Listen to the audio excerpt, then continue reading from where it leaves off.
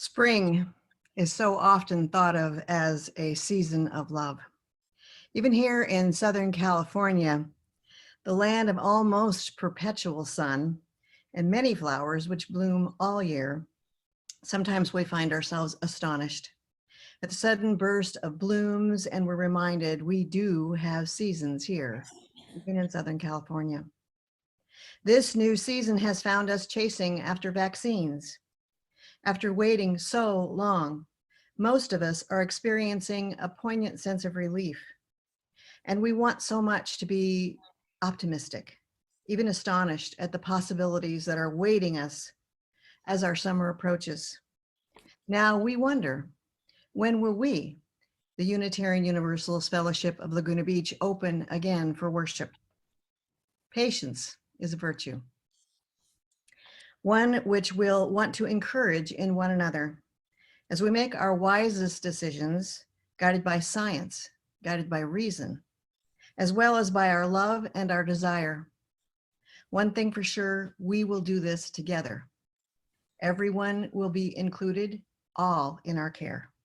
We are not alone, and we will leave no one behind. We will come together and we will face our future, whatever it is, together. My name is Reverend Lee Marie Sanchez. I'm happy to say I serve this congregation as part-time minister. I'm here with you one Sunday per month offering service, and all the other Sundays, pretty much, here to worship with you. I certainly do not do this alone. Our mighty worship committee and our technicians work hard every month to bring you some pretty awesome, informative, and inspiring services every single week of the year. That's 52 services every year, year in and year out. Pam Flodman, our incredible worship committee chair, does most of our organizing. She contacts most of our speakers and schedules them.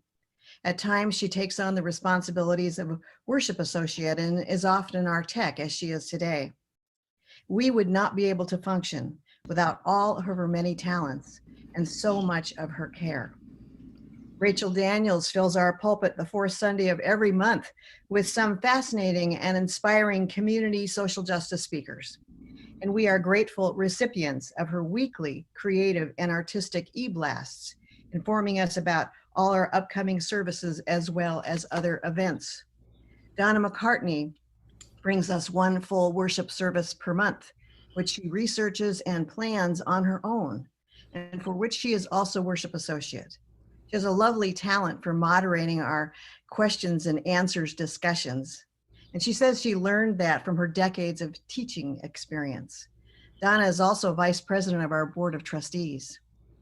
Don West Jr. is also a member of our board of trustees and on our worship committee. He's offered us some creative and very well-received worship services and is responsible for bringing us into the 21st century in their use of technology for worship, and also the successful film series and book reads on social justice she's brought us. Noreen Kokkonen, our newest worship committee member, jumped right in to lead worship herself, for which she has done some serious research and some soul searching. And she's brought us an evening of social justice programming to match up with one of our worship services already, and has other things in the pipeline. She's brought us memorable experiences with her combined grace and her style.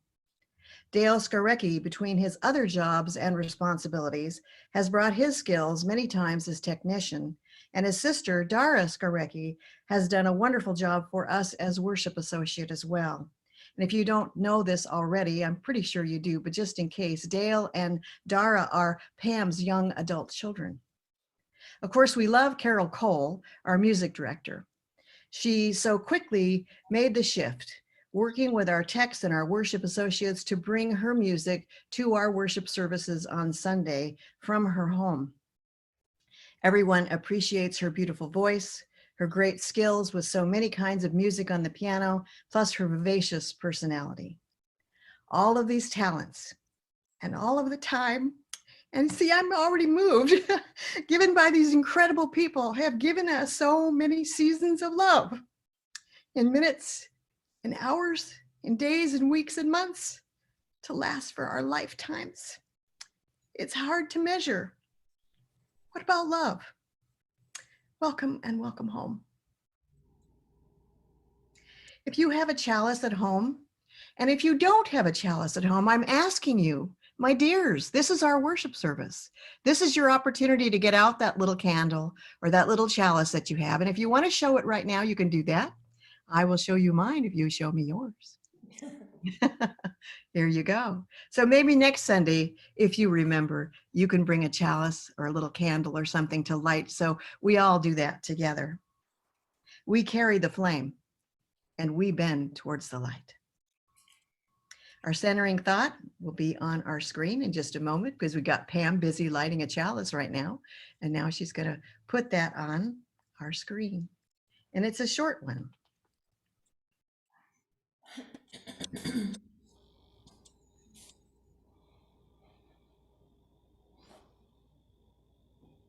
This is from Ram Dass, and let's say it a couple of times. We're all just walking each other home.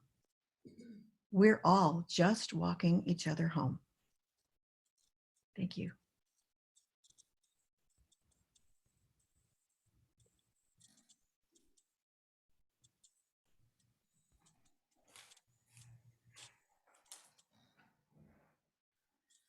Good morning, everybody. We're going to sing a song that we are familiar with. It's Come, Come, Whoever You Are. And it's supposed to be a round, but since we're not around to have a round, we are going to sing it 3 times through. Okay? Thank you.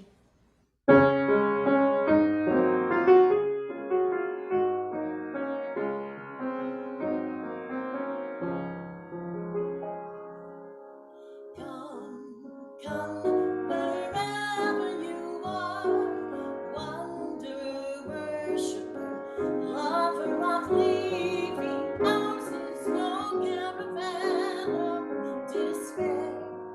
Come, yet again come. Come, come, wherever you are, wanderer, worshiper, lover of living, ours is no caravan of despair. Come, yet again come. Come, come, wherever you are, wonderful worshiper, lover of living, ours is no caravan of despair. Come, yet again come.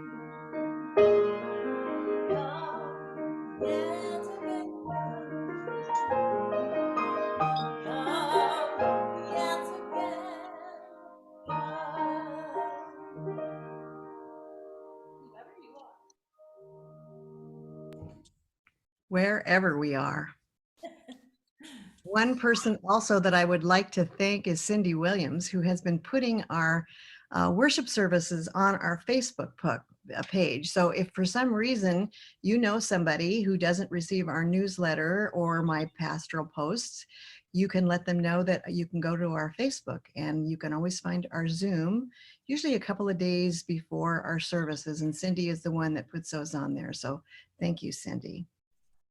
So if you will all unmute yourselves, we're going to do our Unison Affirmation, which Pam is going to be putting on the screen for us. And we're going to do that all together, listen to our cacophonous sounds. There's that photo. All right. May we be reminded here of our highest aspirations and And and inspired inspired to bring our gifts of love, and service to the altar of humanity. humanity. May May we know know once once again again we are that not we are not isolated beings, connected, but connected in in mystery mystery to through miracle, miracle to the universe, universe, this this community, community, and to each and other. to each other. That's awesome. You know, it's interesting. I'm sure you all notice this too, is that I can hear Dawn's bass voice in there, and then I can hear the high notes of other people. And I'm wondering, as we do that, if Carole is going, oh, now that person could sing that part, and that person could sing this part, because she's very good at knowing how to bring all of our voices into harmony. And I just loved listening to that affirmation that we do together. Some have asked of us about the hymn, Come, Come, Whoever You Are. What's that line about lover of leaving? Hasn't there been times when you've wanted to leave something, grateful for leaving something, a place that you'd lived, a sad or a meaningless relationship, a job that wasn't fully fulfilling? Even if you've left for the best of reasons, however, for some of those times, it might have taken a while to realize that you were loving leaving. But this so often does not take away from the difficulties of leaving. It's definitely a two-edged sword. Perhaps you were afraid to leave. Maybe you didn't realize just how unhappy you were, being less of yourself, perhaps, tired of repeated betrayal or poor treatment. It might have been very hard to leave, physically, emotionally, financially, spiritually. But once gone, you may have had a feeling of pride, because you were met with new opportunities, something a bit better, maybe a whole new life of promise. The descant to the song, which we don't sing, goes, you have broken your vows 1,000 times. You have broken your vows 1,000 times. You have broken your vows 1,000 times. Yet come again, come. Of course, none of us are blameless in every situation, and most of us know we're hardly perfect. So even for those of us who have broken our vows 1,000 times, or those of us who've broken just a few of our vows, we're glad to welcome you here to our fellowship, where we begin every single Sunday in love. This is the time in our service when we share briefly our joys and sorrows.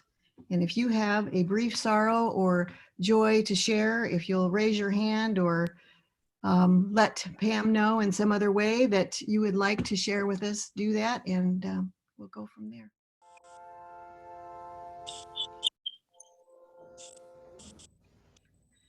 The story I have for you this morning is the Buddhist tale of Kisa Gotami and the mustard seed. Once upon a time, in a land far away and long ago, but it could have been right around the corner and perhaps just recently, there was a young woman. Her name was Kisa Gotami. She married and had a son, a lovely little boy. A terrible illness struck their village. Many people died, including her young son. Kisa Gotami was distraught and could not accept what had happened. She carried her child from house to house, asking for medicine which would cure her little boy. Time after time, gently, people tried to tell her that her child was dead, but she would not believe them because she could not bear the pain. Eventually, a kindly villager told her, I can't give you medicine, but I know a man who can. Go and visit the Buddha in his monastery. Kisa Gotami followed his directions and approached the temple to see the Buddha. Please give me medicine to cure my son, she begged the Buddha. The Buddha replied, I can cure your son if you fetch me a mustard seed. Of course, she said, delighted by how simple the requirement was. One thing, though, the Buddha said, the mustard seed must come from a house in which nobody has ever died. So off Kisa Gotami went, knocking on the doors of the village, asking for just a mustard. Everyone could spare her a seed, but when she then asked, has anyone ever died in this household? The reply was, but yes, my dear, of course. After a while, the truth began to dawn on Kisagotami. Death was everywhere. Everyone had lost someone they loved. As the day became evening and then went on to night, she was still without any mustard seed that she had been instructed by the Buddha to collect. As she slowly saw more clearly the universality of death, her grief began to be calmed. She buried her little son in the forest and then returned to the Buddha, who, according to scripture, told her, "Dear girl, the life of mortals in this world is troubled and brief and inseparable from suffering. For there is not any means, nor will there ever be, by which those who have been born can avoid suffering and dying." Of course, death, especially of a loved one, is one of the most difficult of losses. And experiencing the death of a loved one is a universal experience. As most of you know, my own mother died just recently. So this service cannot help but reflect some of my very personal and present feelings. But losing someone to death is not the only universal experience of loss. I hope that as we spent our time meditating this morning on our various losses and challenges, but what we each did, not to go around them, but to move through them, that you'll find something today that helps you grieve, but while you move forward. In Unitarian Universalism, we have a set of principles which guide us and to which we aspire. We call ourselves the living tradition, in that our faith grows from many sources to which we look for life's wisdom.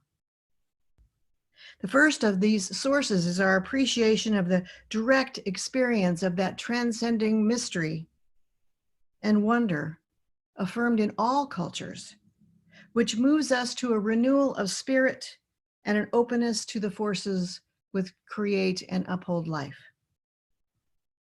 Even though when we speak of awe and wonder, we usually think of things which are beautiful or amazing, phenomena.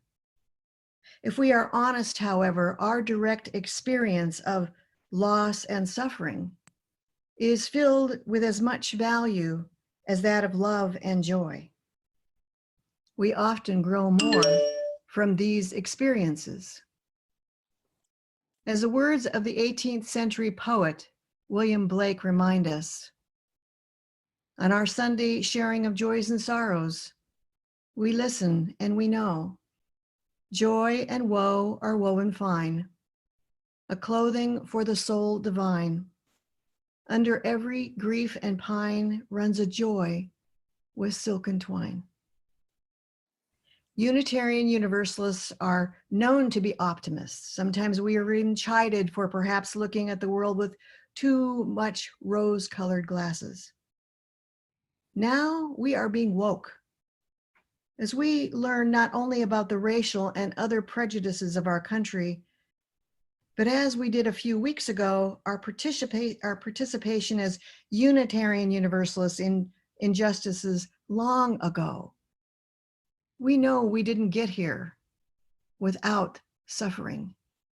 We know we didn't arrive here without huge loss in our lives, but much, much more in many others' lives, to which we are becoming attuned now, finally.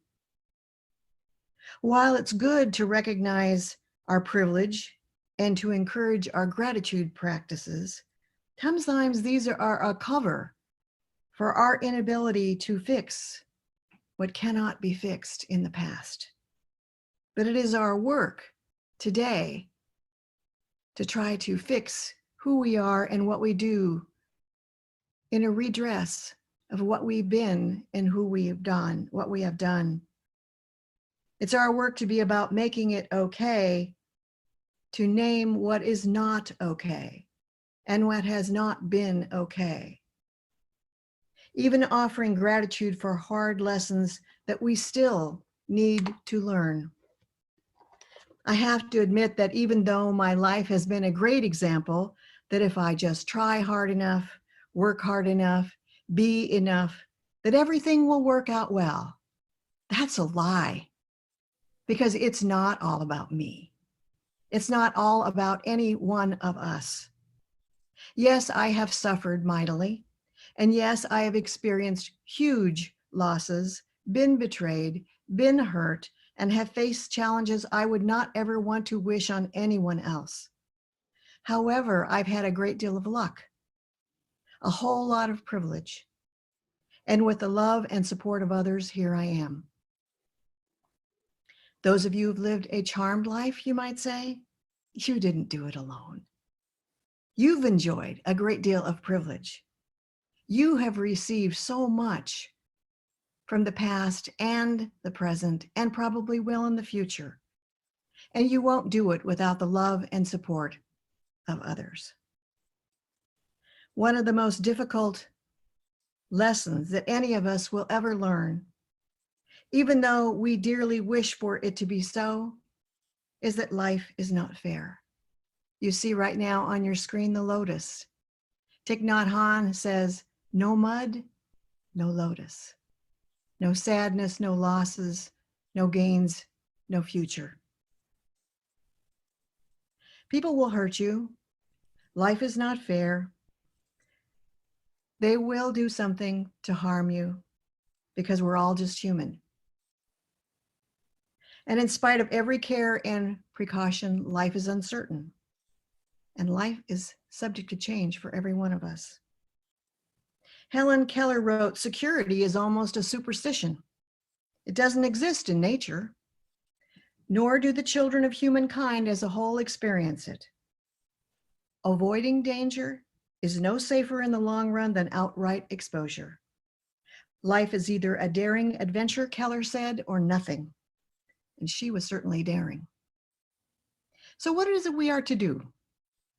One thing could be to live a daring life.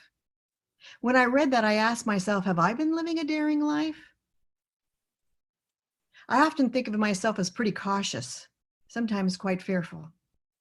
But as I look back over my life, and I'll bet it is true of every one of you, at your computers, at your iPads, at your cell phones, all things that you needed to learn how to use, we wouldn't be living here. We wouldn't be sitting here looking at each other if we hadn't lived a pretty darn daring life. I was surprised to learn that the Latin root of the word patience means to suffer, which meant to hold, to bear, to tolerate without pushing away. So being patient is not always just passive, but being alert, like an animal, waiting in the grass, watching, noticing, seeing things change. We are not the same people that we were a year ago. We have changed, many of us for the better. After all we've lost, though, we've gained so much too. If for nothing else, to have revealed for us so much of what we have known yet not known about our individual and collective pasts, which of course have created who we are today. And we sit here, we look at each other, just look at each other. Look at the diversity of people who are sitting here on this Zoom.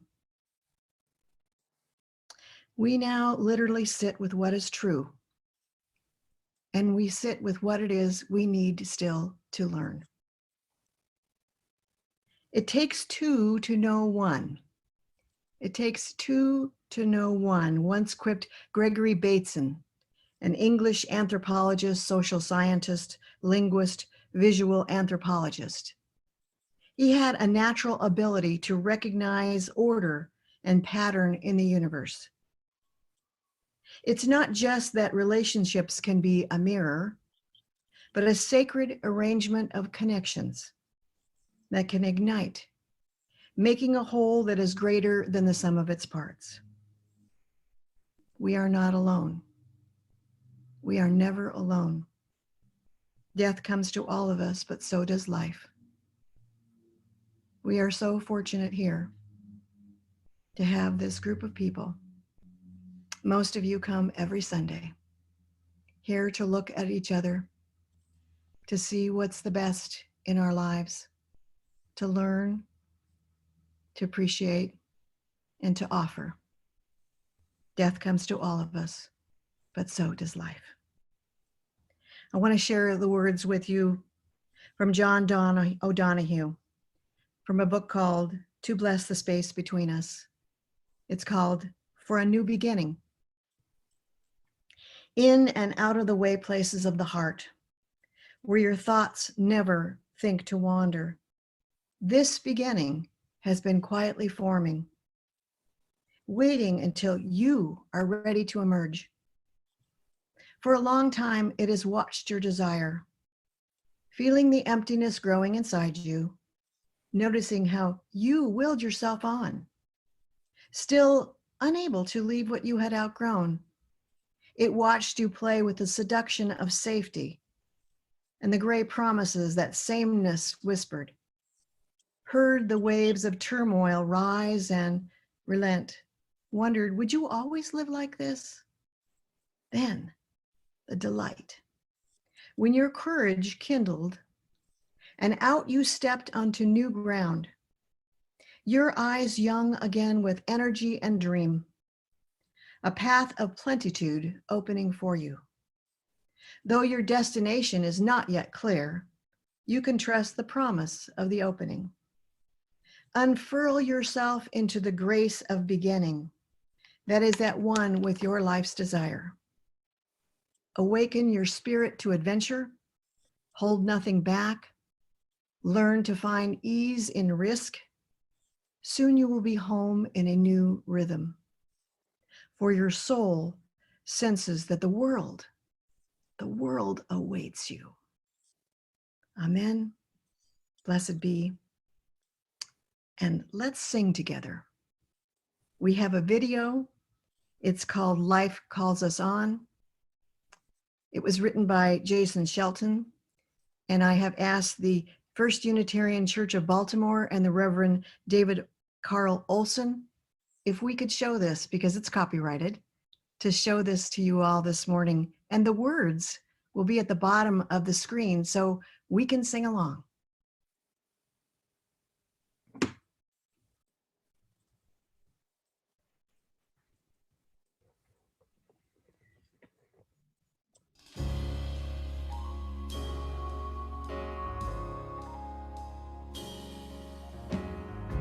Here in reverence now we gather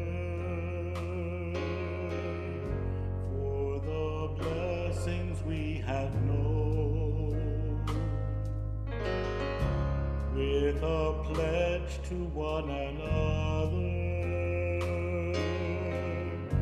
that we journey not alone. Joy and sorrow make us wise,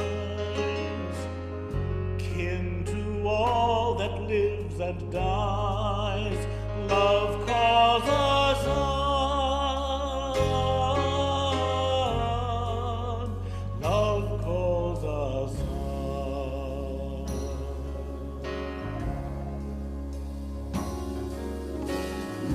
Words and deeds of those before us, wake and hear to keep us strong. Lend our voice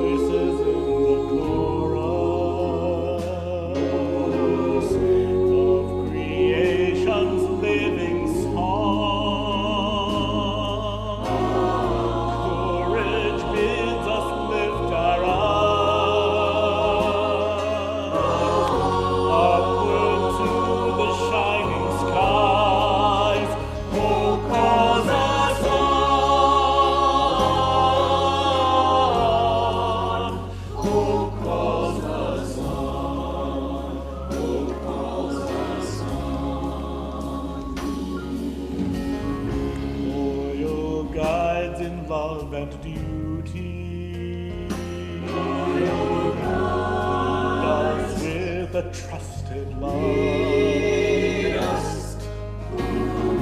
Blessed are they whose inward beauty shows their path of truth and right. Honor is their earthly prize. By their works we realize faith calls us on.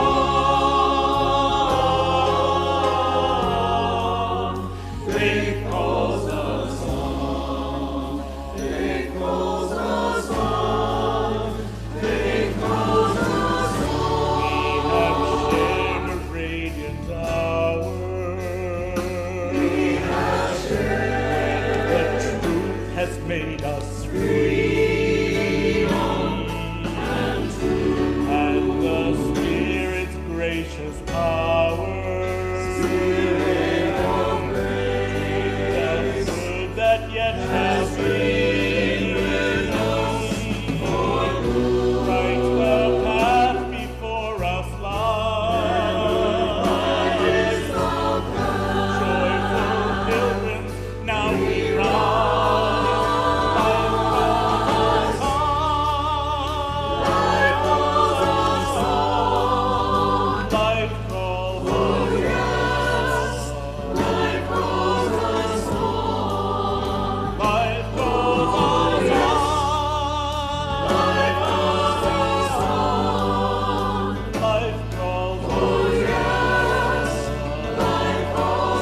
on. Life calls us on. Life calls us on. Life calls us on. Life calls us on. Life calls us on.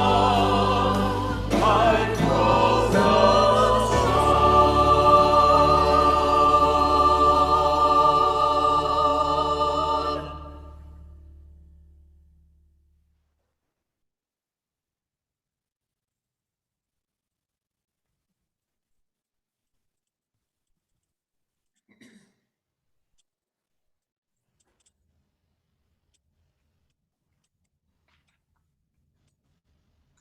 If you have a chalice at home, I invite you to extinguish it as well with me. Oh, look, there's so many people with chalices. I love it.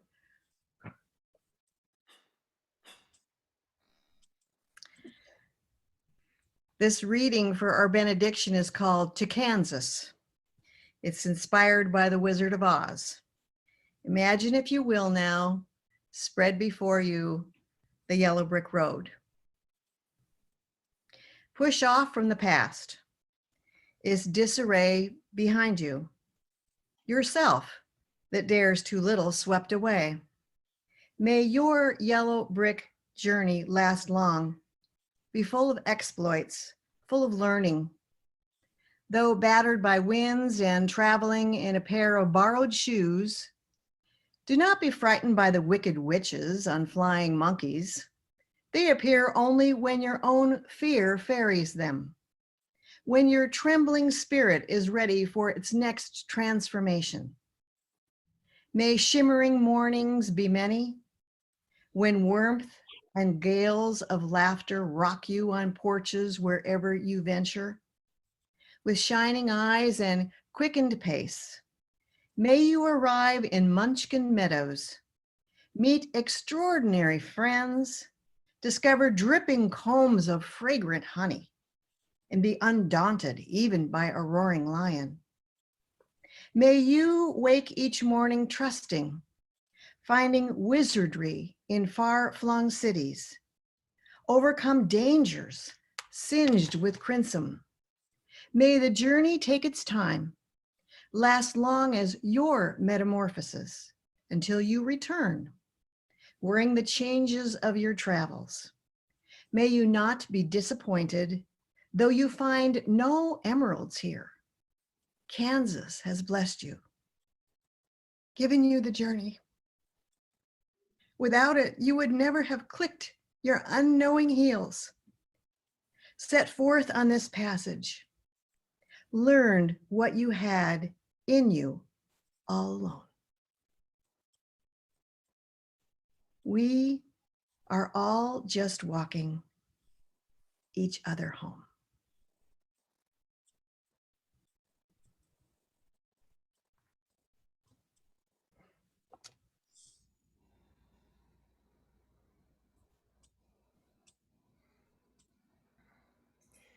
Let's all join together in singing Let There Be Peace on Earth.